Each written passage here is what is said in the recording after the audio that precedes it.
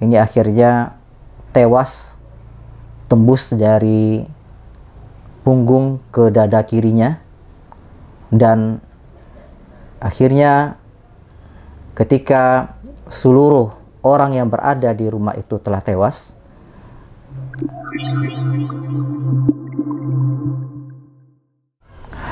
hanya mereka yang pernah mengalami rasa trauma, kemudian menceritakan banyak sejarah, merekalah yang bisa memahami plus minus dalam kehidupan manusia. Bersama saya Fikrul Hanif, pada hari ini kita akan mengisahkan tentang peristiwa Situjo Batua. Peristiwa Situjo Batua ini terjadi pada tanggal 15 Januari 1949. Peristiwa ini berhubungan erat dan berkelindan dengan pemerintah darurat Republik Indonesia yang didirikan pada akhir Desember tahun 1948. Dalam peristiwa ini, pada dasarnya seorang tokoh yang bernama Khatib Sulaiman yang merupakan ketua Markas Pertahanan Rakyat Daerah diutus oleh Gubernur Militer Sumatera Tengah Sultan Muhammad Rashid untuk berjumpa dengan beberapa orang petinggi sipil dan militer lainnya di Nagari Situjo Batua. Tujuan mereka hanya satu waktu itu, yaitu untuk melakukan rapat rahasia, konsolidasi kekuatan, dan tujuan utamanya juga adalah ingin menampakkan kepada dunia bahwa PDRI itu masih ada.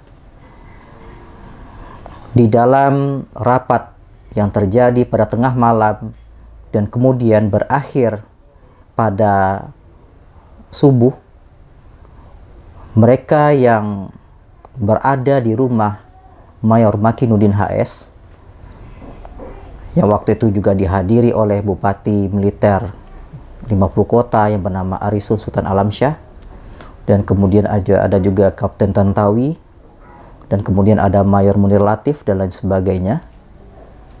Mereka waktu itu sudah merumuskan apa yang akan dilakukan ke depannya.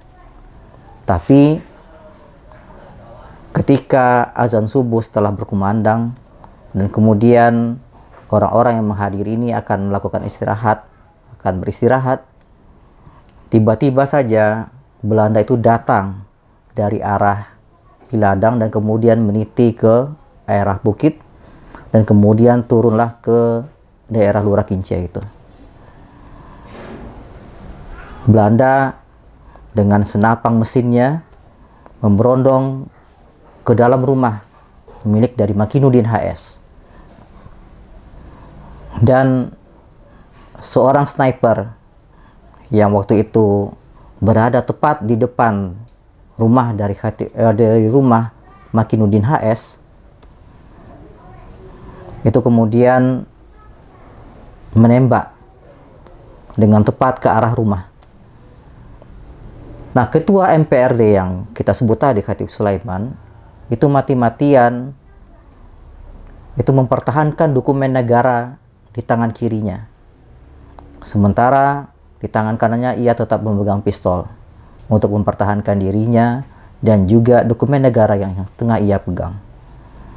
Tapi Khatib Sulaiman ini akhirnya tewas tembus dari punggung ke dada kirinya, dan akhirnya ketika seluruh orang yang berada di rumah itu telah tewas,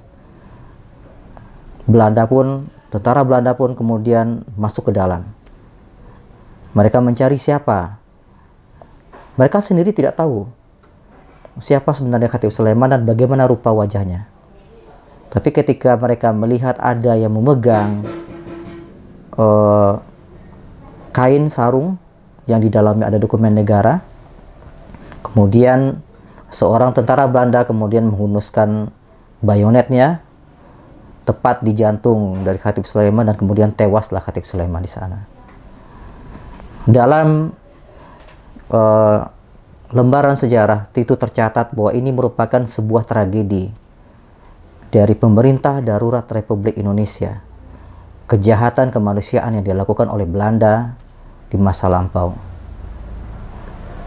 Terhitung beberapa orang petinggi dari militer dan sipil tewas di sana, belum termasuk 69 orang dari Barisan Pengawal Nagari Kota atau yang kita sebut sebagai BPNK, itu juga ikut tewas dalam perjalanan pulang tentara Belanda dari Setuju Batu menuju Setuju Gadang, Banda Gadang, dan kemudian berakhir di Limbukan.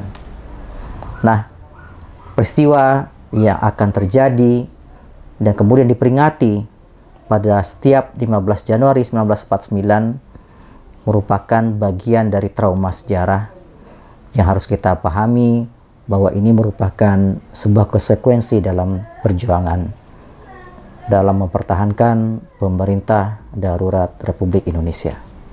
Sekian sekuen sejarah. Sampai berjumpa lagi dengan sekuen berikutnya. Bisa.